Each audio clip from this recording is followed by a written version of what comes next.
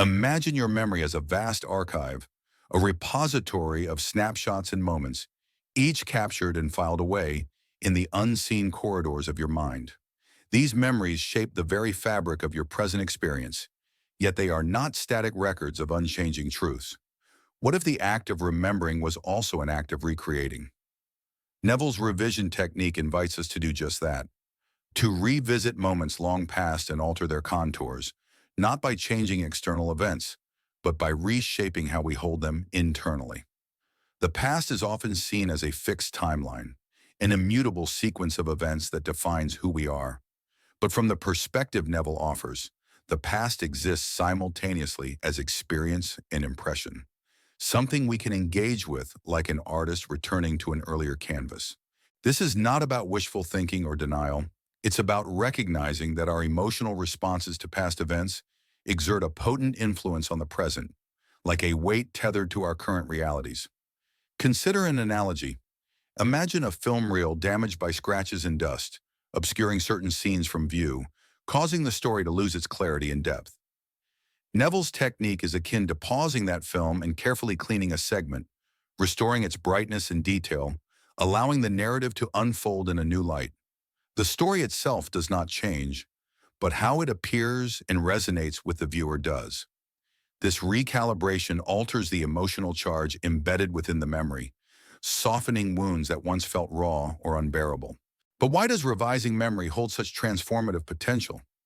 The answer lies in the interplay between consciousness and perception. Our minds do not record reality like a camera. Instead, they interpret, filter, and imbue every moment with meaning. When we change the meaning we assign to a memory, we alter its shadow on the present. Neville's method suggests that by mentally replaying a past event and modifying its outcome or the feelings associated with it, we effectively rewrite that moment in our inner landscape. This rewriting is not hypothetical. It triggers a tangible shift in how we experience ourselves and the world now. The emotional residue of the past, once reimagined, no longer clings with the same intensity. The present opens up to possibilities previously obscured by the heaviness of unresolved pain or regret. Pause for a moment here. What if one memory, carefully altered in your mind, could ripple outward to soothe not only that particular wound, but also recalibrate your broader sense of self? The mind does not segregate revisited memories as isolated pockets. Rather, it integrates them into its ongoing narrative, influencing behavior, choices, and the subtle currents of attention and expectation. This technique does not erase the past but recontextualizes it. It is akin to changing the lighting of the stage in a play. The actors remain the same, but the mood and interpretation shift.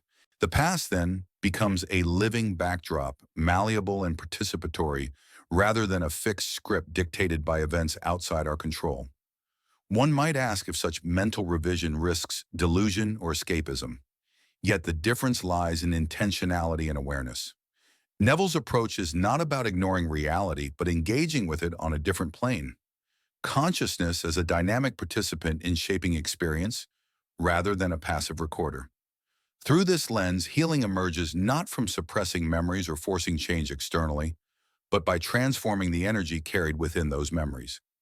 Emotions act as bridges between past and present, and by altering the emotional landscape, new pathways for growth unfold.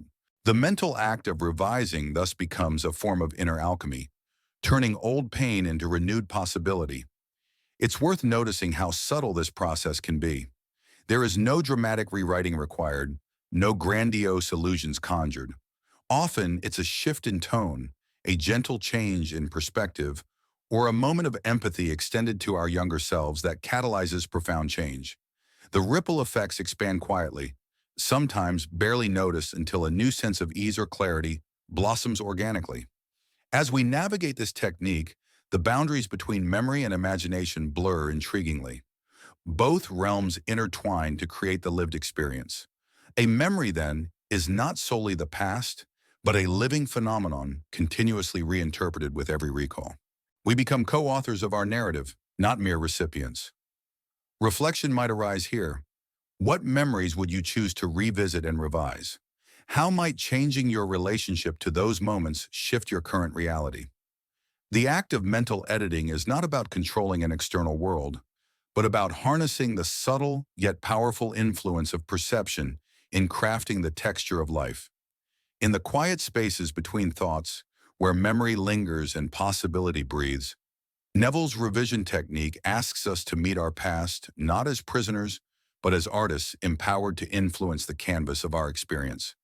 This invites a reconsideration of time and self, the past not only as what has been, but as what may still be shaped within the fluidity of now. And as this fluidity awakens, the trajectory of existence reveals itself less as a predetermined path and more as a field of evolving impressions.